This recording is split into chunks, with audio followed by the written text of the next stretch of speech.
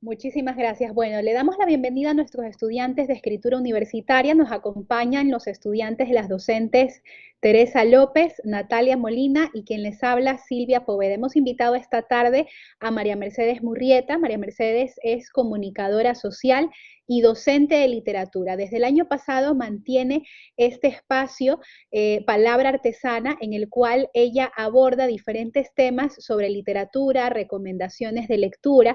Es muy interesante en nuestro medio abrir estos espacios que nos incentiven a la lectura, ya que la lectura es la gran formadora del pensamiento crítico. Hemos invitado a María Mercedes esta tarde para que nos cuente algunas de sus recomendaciones en la escritura de blogs. María Mercedes mantiene las cuentas, como ustedes pudieron revisar en este video, en diferentes redes sociales. Ella tiene un blog que se llama Palabra Artesana, que ustedes ya lo pudieron revisar con antelación por algunas de sus profesoras.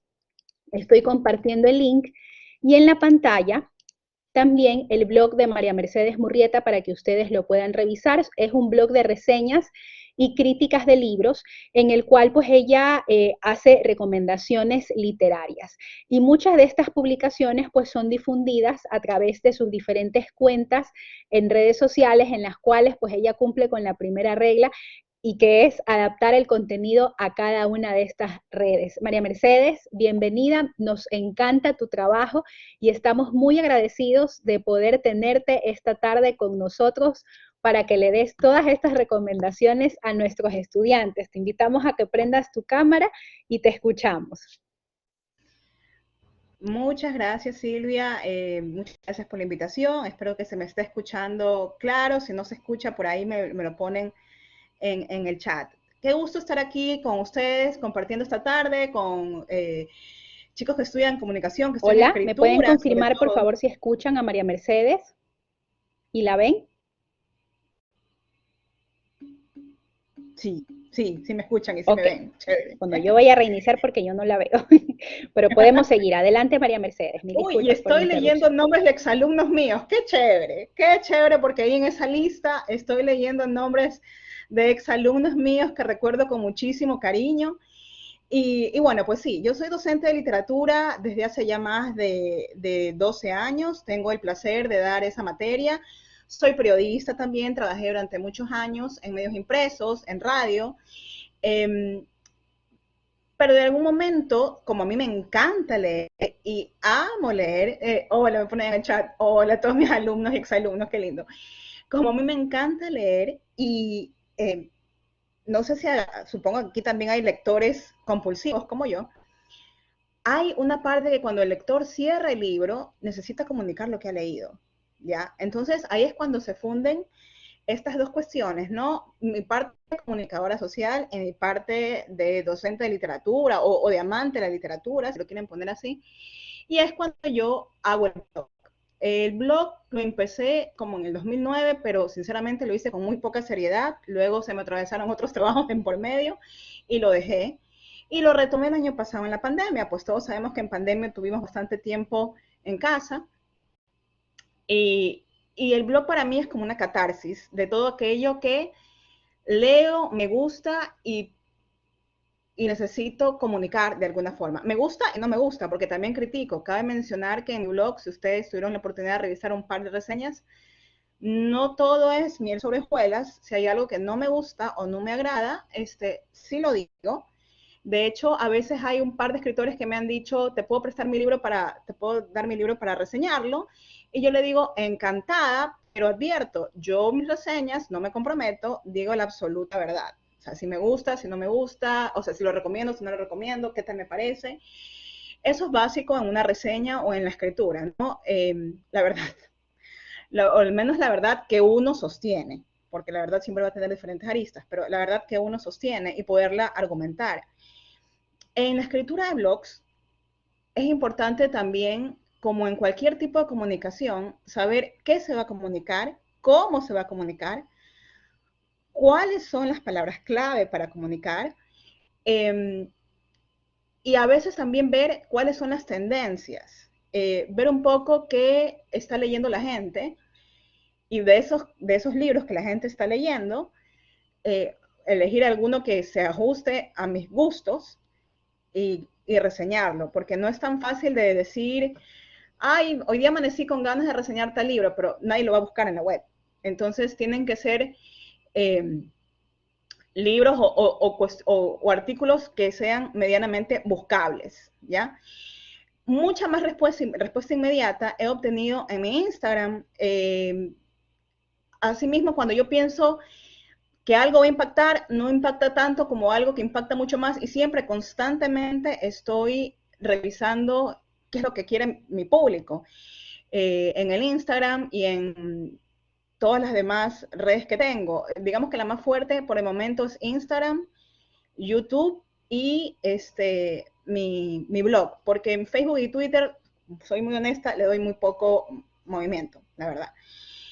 Y en cuanto a la escritura, más allá, o sea, eh,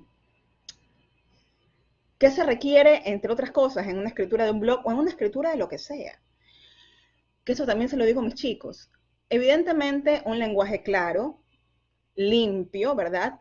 Gramaticalmente correcto, sin vicios de redacción, pero más allá de los vicios de redacción, más allá de lo gramaticalmente correcto, porque a veces en un blog uno se puede dar el lujo de por ahí se te olvidó una tilde, por ahí se te olvidó una coma, pueden ser ciertos, uno se puede dar ciertas licencias en los blogs, ciertas, pero tiene que ser un lenguaje que llegue. Eh, Oraciones cortas, pensar bien las frases que uno va a construir, eh, o las citas que uno va a elegir. En el caso del blog de libros, las citas que uno va a elegir para mostrar justamente en esa reseña, porque yo cuando leo generalmente resalto alguna cita que me impactó, que me llenó o que sé que más adelante quisiera comentarla, ¿no? Entonces, eso es lo que les puedo contar. Ya creo que me fui como carretilla. No sé si tienen algunas preguntas en el chat. Yo puedo ir leyendo alguna pregunta que tengan en el chat. O si no, yo sigo conversando nomás. Sobre las, sobre lo que es tener diferentes medios. Cabe mencionar que todo lleva una planificación, ¿ya? No hago nada, por decirlo así, al azar. En Instagram mis publicaciones son programadas. Yo dejo programada cada 2 semanas que en una plataforma ya previamente establecidas las publicaciones. Sufren cambios cuando, por supuesto, ha habido alguna noticia importante, algo, por eso lo pongo en historias, ¿no? Y en Instagram también va a depender mucho de a veces lo que publico en el blog. El blog publico generalmente 1 o 2 veces al mes porque eso me toma mucho más tiempo. Y YouTube lo he dejado en las últimas semanas, lo confieso, porque mi otro trabajo como docente me consume también tiempo y YouTube consume bastante tiempo para grabar, editar y bueno, pues ustedes también eso lo saben perfectamente. Entonces, no sé, me quedo escuchando preguntas o leyendo preguntas en el chat. Bien, bueno, estamos compartiendo el blog de María Mercedes para que ustedes lo revisen. No sé si tienen alguna inquietud acerca de las entradas. María Mercedes, ¿cómo combinaste la parte tecnológica para poder crear este blog? Veo que tu plataforma está diseñada en WordPress. Bueno, ahí has tenido un apoyo de diseño web. ¿Qué criterios tomaste en cuenta para crear, por ejemplo, tu logo, tu identidad visual? Esto es muy importante en los espacios digitales. ¿Cómo fue este proceso? Mira, te soy muy honesta. Como te dije, en el 2009 yo tenía el blog, pero era en un formato que si se los presento ahora, se desmayan porque dicen, eso es impresentable. Y yo en un inicio no era muy amigable con la tecnología. Eh, entonces, gracias a Dios, mi hermano justamente se empezó a entrar en este mundo del blog, del marketing digital, y me dijo, pero tu marca es Palabra Artesana. Sí, esa es mi marca. Yo te hago un logo. Y me dio a elegir varios logos, le expliqué la idea, y él es el que me ayudó a hacer el logo, él es el que me ayudó a explicarme también WordPress, porque yo de verdad al principio no conocía, ¿ya? Para poder adentrarme. Y obviamente después yo también he asistido incluso a talleres de comunicación creativa, talleres gratuitos, debo confesar, talleres de también de todo tipo de redacción que me pueda ayudar, redacción publicitaria también. Y en eso considero que todavía me falta mucho por aprender, muchísimo por aprender, pero bueno, es poco a poco, ¿no? Igual lo mío siempre va a ser reseñar desde lo que yo considero y lo que me guste, y últimamente también he tenido la oportunidad de ser invitada para reseñar el Diario El Universo, lo cual me ha tenido también muy contenta, porque quiere decir que algo estoy haciendo bien, o les está gustando, no sé. Por aquí me preguntan, ¿habría alguna aproximación numérica de páginas o capítulos para leer? En otras palabras, ¿un límite? Mira, no hay una aproximación, eso depende de cada lector. Las metas se las pones tú. Depende de tu tiempo libre, depende del libro que lo vayas a leer. Si ves un libro, puede ser un libro muy cortito, pero una lectura densa, con un ritmo muy lento, entonces va a tomar su tiempo.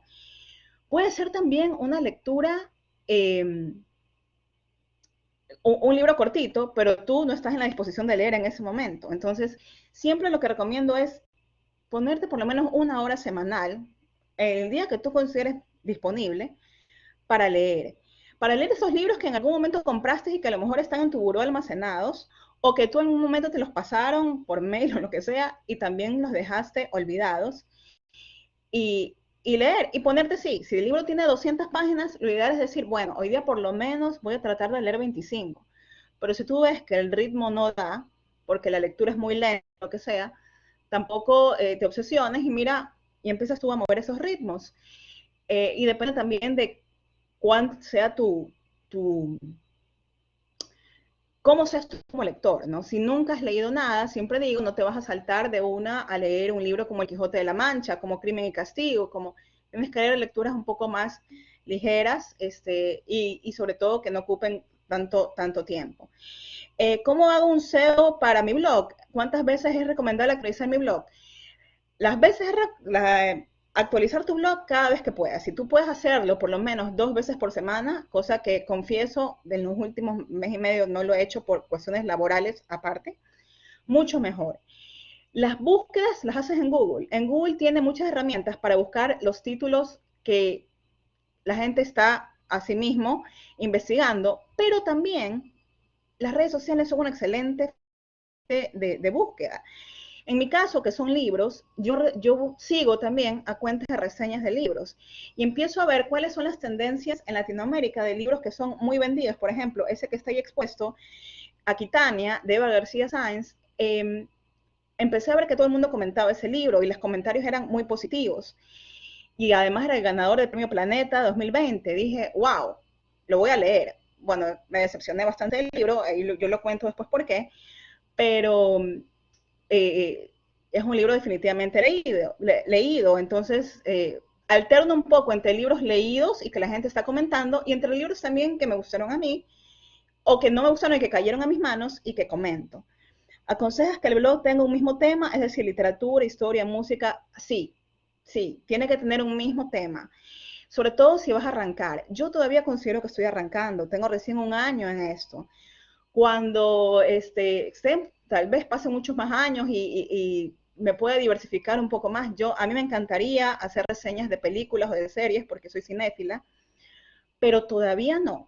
O sea, todavía eso le estoy dando una pausa porque lo inicial es la lectura, los temas vinculados a la literatura, y todo lo relacionado a recomendaciones, a, a reseñas, a tips, eh, y también lo que la gente me escribe, ¿no? Muchas veces por interno en las historias, mis seguidores me dicen, ay, ¿qué me recomiendas? O me gustaría que publiques tal cosa, y ahí aprovecho y los leo también y lo publico. Siempre estaré constante. En el caso de las redes sociales, el contacto con los seguidores es fundamental.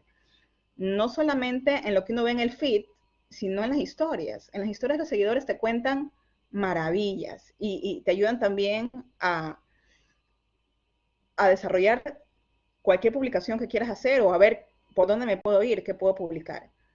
Eh, María Mercedes, una pregunta, ¿cómo tú seleccionas los hashtags, por ejemplo, en esta publicación de Instagram, para que la gente te pueda encontrar? Sabemos que en la redacción digital es importante colocar palabras para que puedan ubicar nuestro contenido. Tú has dicho que sigues muchísimas cuentas también de literatura, pero ¿cómo tú seleccionas, por ejemplo, los hashtags que vemos ahí abajo? O sea, ¿cuál es tu criterio?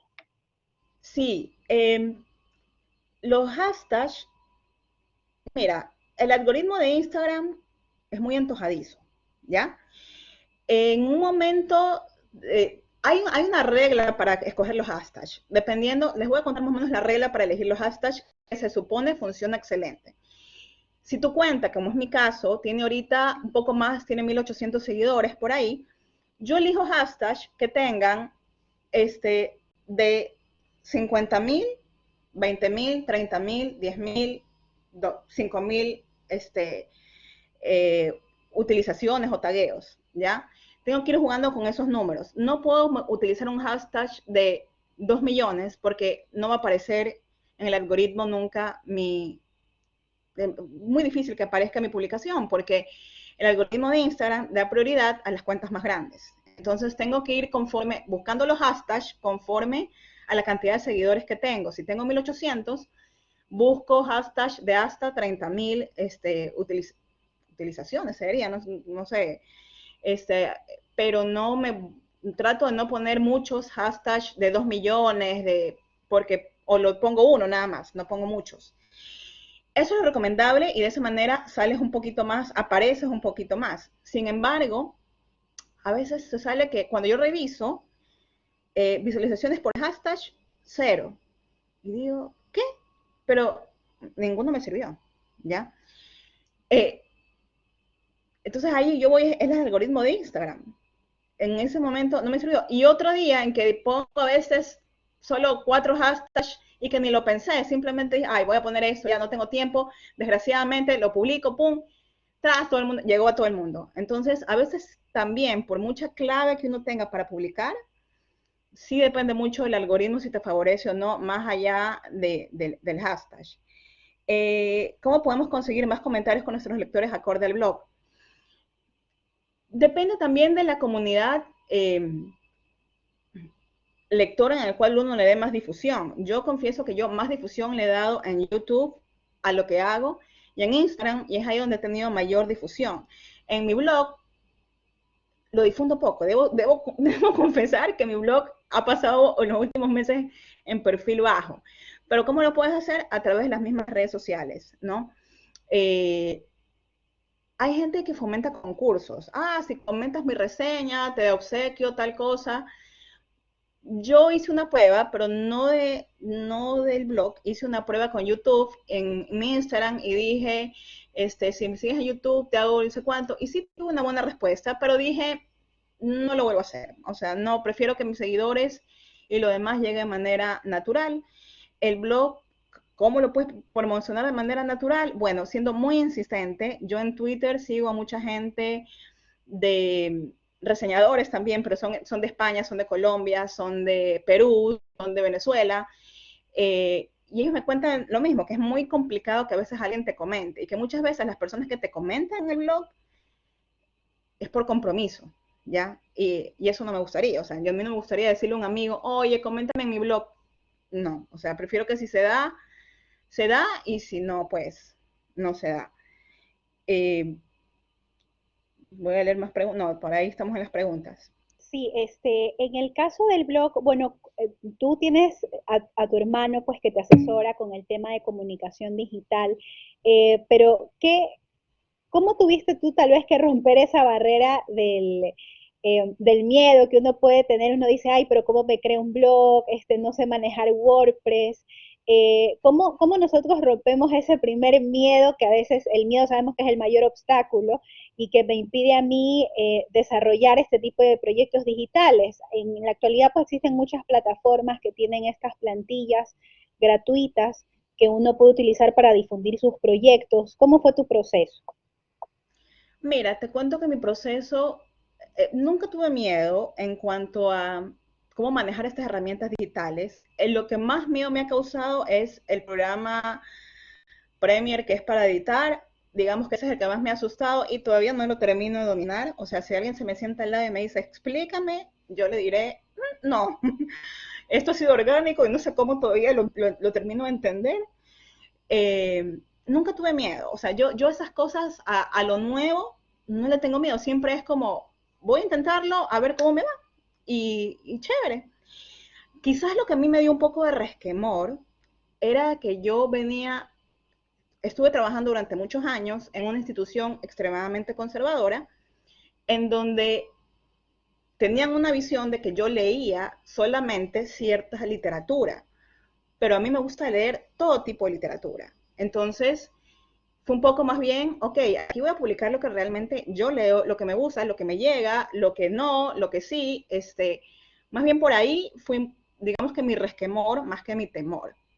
Pero en cuanto a la barrera digital, en cuanto a la literatura, en cuanto a las herramientas que he tenido que utilizar, la verdad es que no, lo único que sí es verdad es que para dedicarse a un blog o cualquiera de las Instagram, YouTube, se necesita tiempo, mucha inversión de tiempo, muchísima, muchísima, muchísima. Y a veces, pues, quienes compartimos esta labor con otras situaciones personales o profesionales, carecemos de ese tiempo. ¿Cómo manejas los comentarios negativos? Pues realmente yo no los he encontrado en tus redes, pero al tener estos proyectos digitales nos Uh -huh. enfrentamos a lo que conocen nuestros alumnos como haters, ¿no? De Uh repente -huh. alguna persona, alguna vez alguien me dijo, es que en Twitter si tú pones el día es maravilloso, alguien te va a Uh salir -huh. con un comentario, pero ¿cómo puedes decir que el día es maravilloso si hay niños que se están muriendo en no sé dónde? Entonces, ¿cómo enfrentas tú Sí, comentarios negativos en redes? ¿Has tenido alguna experiencia de este tipo? mira, en YouTube alguien me comenta y yo solamente le doy un like. En YouTube no respondo porque si respondo en YouTube se vuelve una cadena incesante de comentarios y yo te dije, tú me dijiste y esa no es la idea. La idea tampoco es ser una marca peleona, no.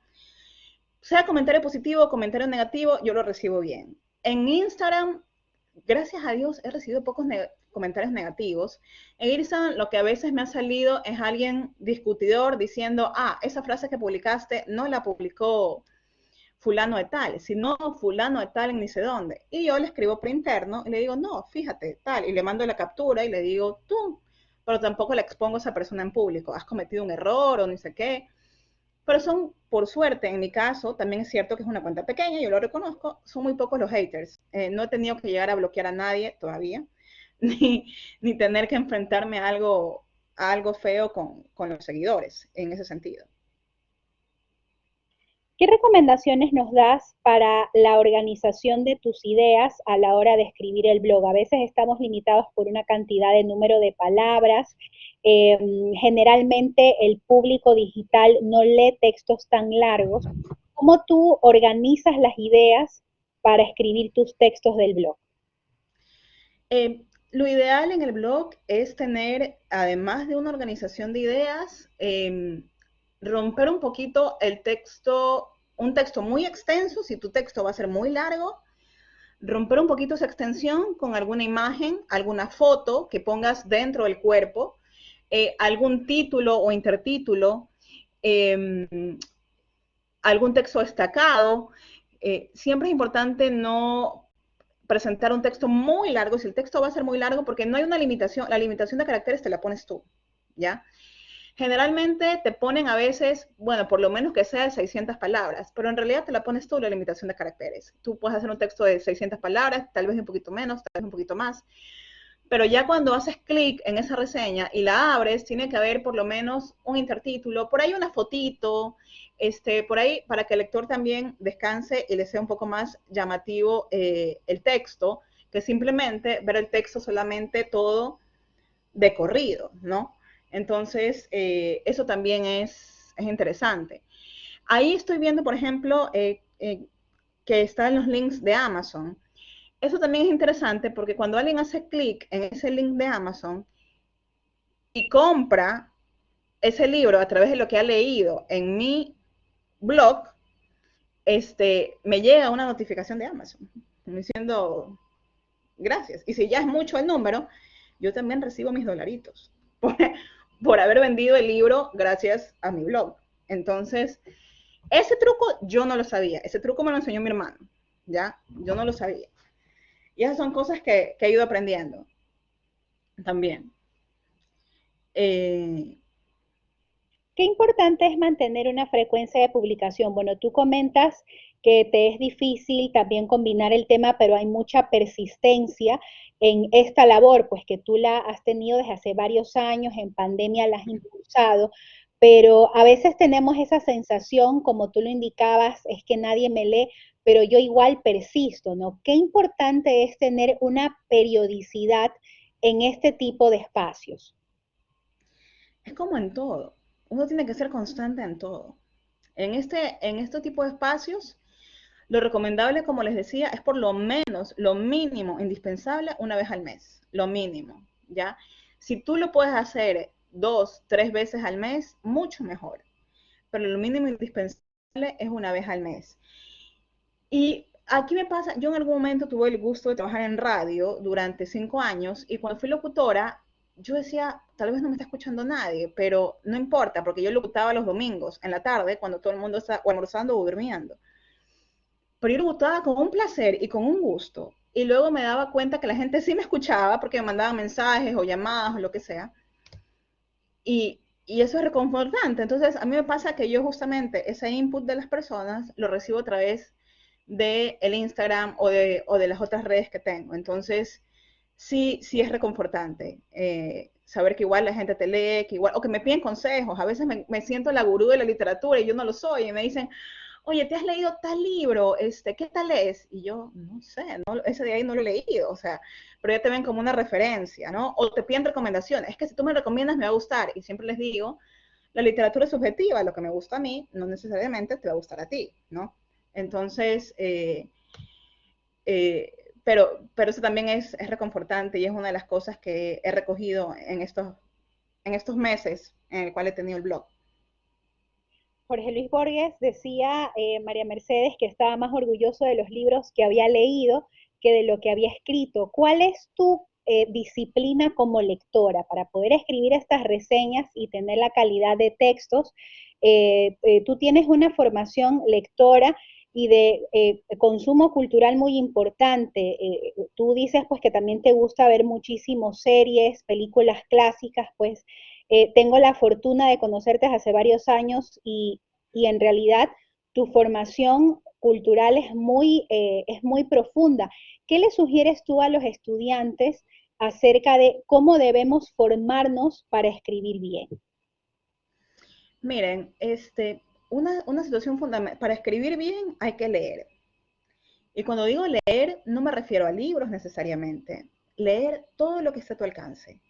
Desde las instrucciones de la licuadora, una noticia publicada, un documento X que llegó a tus manos. Obviamente leer ficción también, pero leer. Porque de ese momento, es en ese momento en que tu cerebro hace el proceso, primero, de organizar tus ideas internamente, incrementar tu vocabulario, mejorar tu sintaxis. Eh, y, y segundo, amplías también tu acervo cultural. Entonces, no puedo yo sentarme a escribir un blog, supongamos, quiero sentarme a escribir un blog de cine, pero yo consumo solamente cine, voy a inventarme ahorita, de terror, ¿ya? Ok, entonces es muy segmentado mi blog, porque solamente consumo cine de terror. Y cine de terror me invento de los 80s. Entonces, encima es mucho más segmentado. Entonces, siempre es, sí, ir a un segmento, pero no tan sesgado ni tan segmentado. Y saber qué tanto puedes dominar ese tema en el cual vas a hacer un blog, ¿no? Si tú no dominas o no te sientes muy seguro en ese tema, es mejor no aventarte. A mí me pasa también a veces que cuando yo reseño un libro, como soy profesora de literatura, siento que a veces me pongo muy técnica.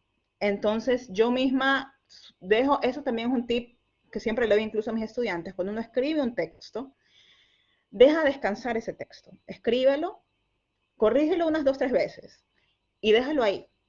Vuélvelo a ver después de una semana, a ver si te convence, si te gusta y edítalo una vez más, pero no lo edites unas 5, 7, 8 veces y lo vuelves a ver hoy día y lo vuelves a ver mañana y lo vuelves a ver incluso en los textos académicos, en los ensayos que ustedes seguramente hacen, porque llega un momento en que ya ni siquiera se dan cuenta de los errores, ya, y porque lo han leído tantas veces que esos errores se les escapan. Entonces siempre es bueno leerlo unas 2 o 3 veces, dejar descansar el texto por varios días. Yo sé que el tiempo apremia, pero así toca. Y luego volver a leerlo y decir, ok, esto voy a corregir, esto de aquí. Es otro también de los tips. Así es, ¿no? Nosotros hemos visto cuando hemos revisado recursos de redacción que la corrección es importante en los textos, ¿no? Por eso es que no podemos hacer las tareas a última hora como un mensaje especial para nuestros estudiantes, sino que es necesario dejar reposar los textos porque a veces uno lo ve tantas veces apurado que no es capaz de identificar esos problemas, ¿no? Y un texto es una labor que requiere mucho detalle, mucha concentración y sobre todo mucha preparación sobre este tema, como bien lo ha dicho María Mercedes. Aquí estamos revisando, por ejemplo, un tema que dice literatura basura, claves para reconocerla. A mí me parece, por ejemplo, el abordaje de este tipo de temas algo valiente, porque de repente esto podría generar, no sé, que alguien me realice una crítica, pero a la vez es lo que yo esperaría de un blog. ¿Cómo tú combinas esa información, María Mercedes, acerca de las reseñas y acerca de recomendaciones para que el blog no se convierta en un espacio netamente informativo? Eh, Sinceramente es orgánico, es de acuerdo a lo que tengo ganas en ese momento de hacer. Este texto de la literatura basura surgió justamente de una conversación que tuve con un par de amigos que me decían, ay, me gusta leer tal autor, me gusta leer, entonces yo les digo, sí, pero no es literatura como tal lo que estás leyendo, es un libro, ¿y cómo sé? ¿Cómo lo reconozco? Entonces ahí dije, voy a armar un texto de eso y escribí el texto de la literatura, claves para reconocerlo. Y aquí este texto no entro tampoco en la polémica, porque además de que doy las claves, sí digo, incluso lo digo en YouTube, digo, yo no soy quien para decirte, este libro que estás leyendo es basura, o este libro que estás leyendo acá es maravilloso, pero, si sigues estas claves, ya depende de ti discernir que lo que estoy leyendo vale la pena o no. O sea, estas son unas claves para reconocer si lo que estoy leyendo en realidad es literatura popular, es literatura basura o es literatura clásica, pues no.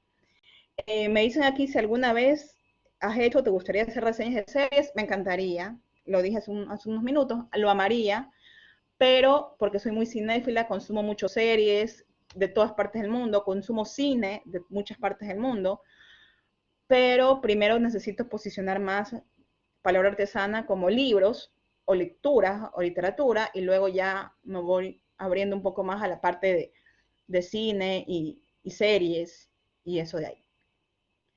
María Mercedes, ¿qué valor le ha dado a tu práctica profesional el que tú tengas un blog literario, el que tengas un espacio en redes sociales donde también das a conocer tus actividades? ¿En qué sentido?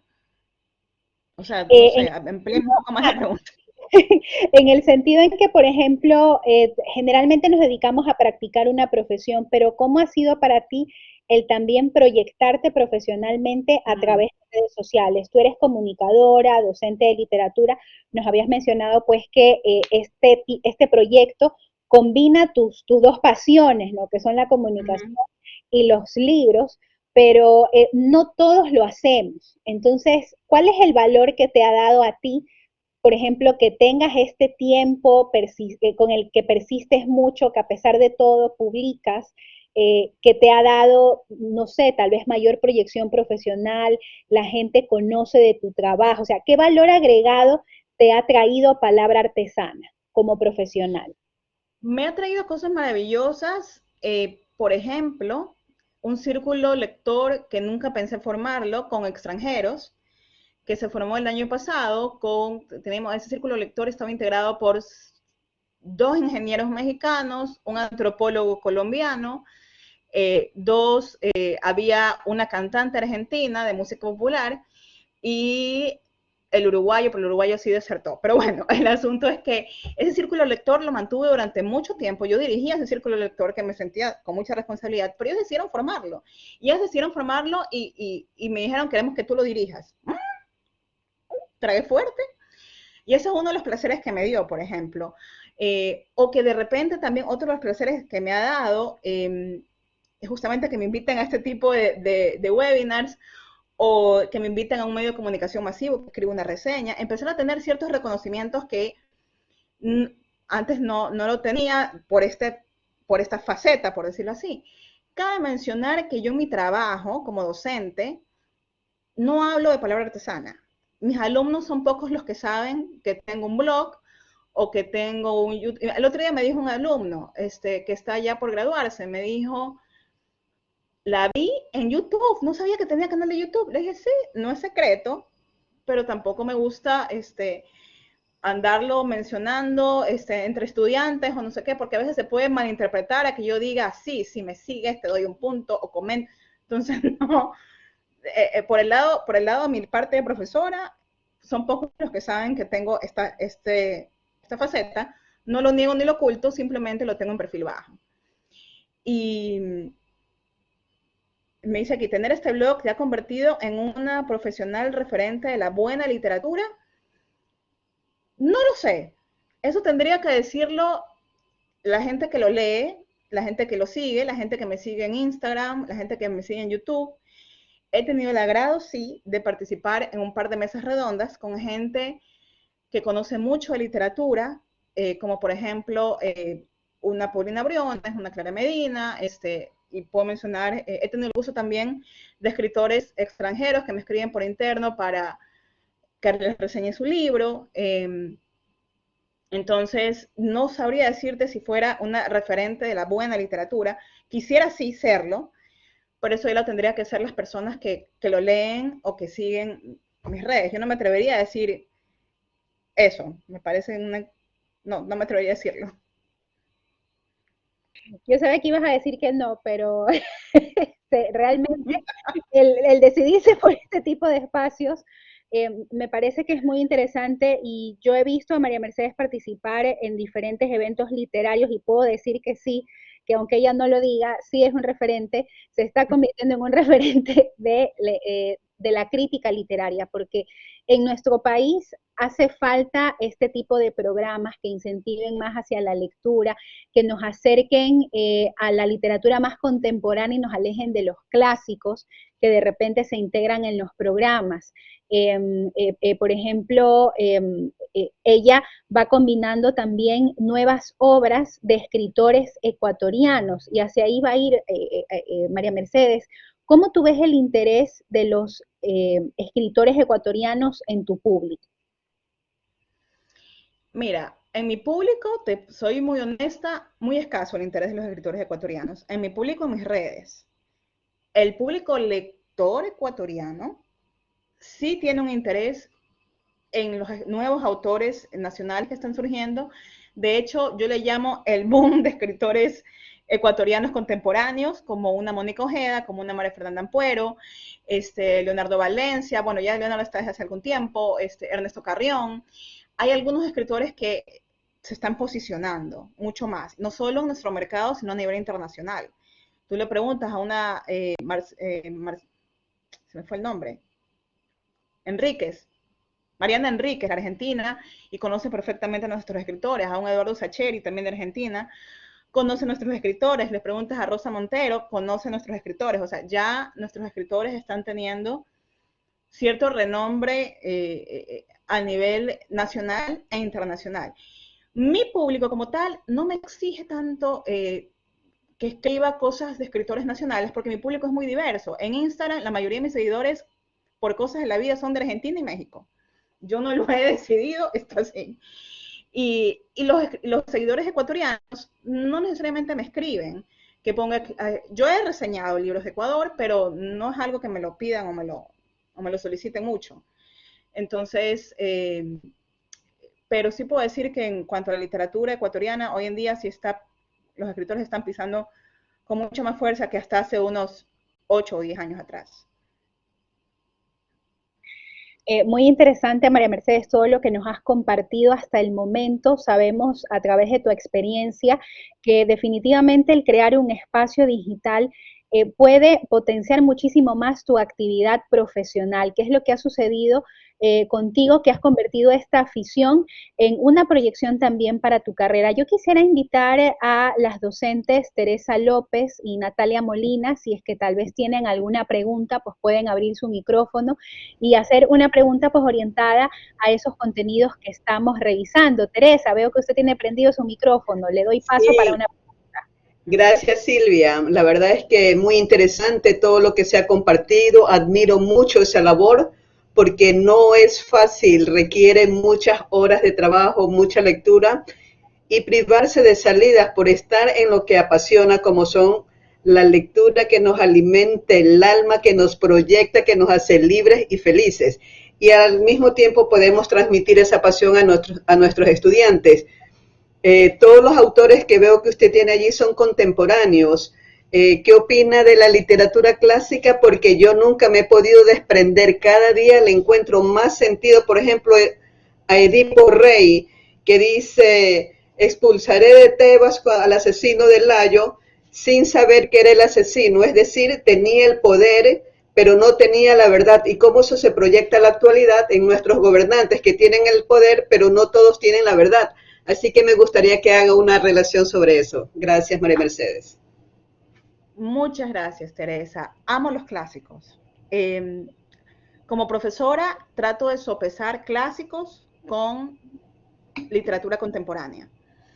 Por ejemplo, hoy con mis estudiantes estoy leyendo la Ilíada y la están amando, pero luego vamos a leer a Claudia Piñeiro, o sea, combino. Amo los clásicos. En mi blog publico poco de los clásicos y lo hago también porque considero que, y esto sí es debo confesar, es una confesión muy personal, si yo hago una reseña de algún clásico, sobre todo de aquellos que estoy viendo con mis estudiantes lo pueden buscar, pueden basarse de ahí y, no sé, tomarlo como referencia para alguna lección, para algún trabajo, para esto es lo que quiere ella, que nosotros pongamos en tal trabajo. Yo evito hablar de los clásicos a veces por eso, pero no quiere decir que no me gusten. Amo Edipo Rey, es una de mis obras icónicas favoritas, pero amo más Antígona y Medea, amo La Casa de Bernarda Alba, La Casa de las Muñecas. La Casa de las Muñecas no me gusta tanto, considero que me gusta más la obra de Steinberg, pero sí es bueno, es muy bueno el libro, lo reconozco. O sea, de clásicos me gustan muchísimos, Noches Blancas de Dostoyevsky, Shakespeare, soy una apasionada de Shakespeare, me gustan mucho las obras de Shakespeare, pero insisto, o sea, sí trato de, a veces solamente doy recomendaciones, qué clásicos leer, por qué clásicos empezar, si quieres leer clásicos, pero trato de no reseñarlos tanto porque de ahí ya me pasó una vez cuando reseñé La Metamorfosis, que de ahí por ahí un par de alumnos se agarraron para, cuando me di cuenta en un trabajo habían dado cuenta que copiado y pegado lo que yo había dicho en ese video. Entonces dije, yo no me promociono mucho como en donde trabajo, pero por eso tal vez evito un poco. Bueno, relacionando... Tener este blog, dígame. Continúe, le interrumpí, pensé que había terminado. Bueno, volviendo... No, es que iba a leer una pregunta, perdón, dígame. Sí, volviendo a lo contemporáneo, por ejemplo, yo era muy aficionada a ver literaturas en tiempos de pandemia, que eran unos webinars que dirigió muy exitosamente Silvia. Entonces tuve la oportunidad de participar con un libro de Turralba, un filósofo español, donde dice que la pandemia fue positivo porque la gente se detuvo a pensar. Entonces decía cosas tan interesantes que si una persona está haciendo multitareas, se siente satisfecha, se acuesta, pero no está cumpliendo sus propósitos de vida, y lo relacionaba un poco, es literatura contemporánea recién en tiempos de pandemia, y lo relacionaba con lo que pasa en Latinoamérica. Decía que en Latinoamérica es donde se anda más rápido, pero donde menos se avanza, porque la gente anda tan deprisa, feliz cumpliendo con todo, pero menos sus objetivos de vida. Entonces recomendaba ralentizar, o sea, ir un poco más lento para que puedan pensar. Si la gente no piensa, no va a progresar el país. Efectivamente, y eso da la lectura, ¿no? La lectura nos ayuda a pensar, a discernir, a, a comprender mejor incluso varios discursos. Cuando el otro día reflexionaba con mis estudiantes, a los cuales les enseño figuras literarias, y los bombardeo con figuras literarias a los pobres, me preguntaban, ¿para qué me sirven las figuras literarias en la vida? Entonces le digo, a ver, tú no vas a ir por la vida pidiendo en el supermercado, deme 2 libras de metáfora, 5 kilos de paradojas, 2 de antítesis y una de precación. No, para eso no te va a servir. Pero te va a servir para distinguir la intención de un discurso. Si el día de mañana tienes a un presidente de la República o a un jefe, por ejemplo, que habla con mucha ironía y con mucha paradoja, lo vas a tener que entender, porque y eso te permite la lectura, ¿no? La lectura definitivamente nos ayuda a pensar. Entonces, a veces estudiamos las herramientas de la lectura, pero no sabemos para qué. Y siempre les explico yo también para qué nos sirve la lectura y cuál es el propósito. Y tengo también estudiantes que, muy bonito, que me dicen, ya no puedo ver una película tranquila, ahora cuando veo una película estoy viendo, eso es un símbolo. No, ahí hay una analepsis, ese flashback conecta con no sé qué, y ni sé cuánto, eso es un indicio. Ahora todo lo analizo, le digo, qué bueno. Entonces, qué bueno, porque esa es la idea, hacernos ciudadanos críticos, analizar, hacer una lectura un poquito más profunda y no tan superficial. Y además, todo es significativo cuando se aplica en la vida diaria. Por ejemplo, las figuras retóricas las aplicamos todos los días sin darnos cuenta. Corres como un cohete y estamos construyendo símiles y metáforas a cada momento. Deja tu ropa blanca como la nieve. Entonces estamos sin darnos cuenta utilizando figuras retóricas. Para todos los que estudian comunicación, las figuras retóricas realmente les van a salvar la vida. Bien, bueno, yo creo que hemos dado por terminada nuestra charla. Muchísimas gracias, María Mercedes, por todo lo que nos has compartido esta tarde. Y muchísimas gracias también a nuestros estudiantes que se han conectado, a nuestras docentes. Muy gustosos de tenerte, María Mercedes. Cuando ya volvamos a la presencialidad, pues dejo la puerta abierta para poder tenerte en vivo y en directo en otras actividades de nuestra facultad. Bueno, ahí los estudiantes te están agradeciendo por este Muchas espacio. Gracias. Síganme. La pueden seguir, bueno, sí, el blog yo se los puse ahí en el chat, es Palabra Artesana, ¿sí? Y la cuenta de Instagram es @palabra artesana. @palabra artesana con doble A, lo voy a copiar. Y la cuenta de YouTube también, me encantan tus videos. Me encantan tus videos, la verdad es que tienes herramientas bien interesantes para nuestros nuevos lectores. A veces pensamos que esta es la generación que no lee, pero yo creo que esta es la generación que más lee. Gracias por ser una motivación más, ¿no? Gracias, muchas gracias por la invitación, Silvia. A las órdenes. Muchísimas gracias. Bueno, damos por terminado nuestra charla de escritura de blogs. Muchísimas gracias. Estuvimos con María Mercedes Murrieta, docente de literatura y comunicadora social, quien nos habló de su proyecto Palabra Artesana. Muchísimas gracias a todos. Nos vemos en una próxima oportunidad. Que tengan muy buenas tardes.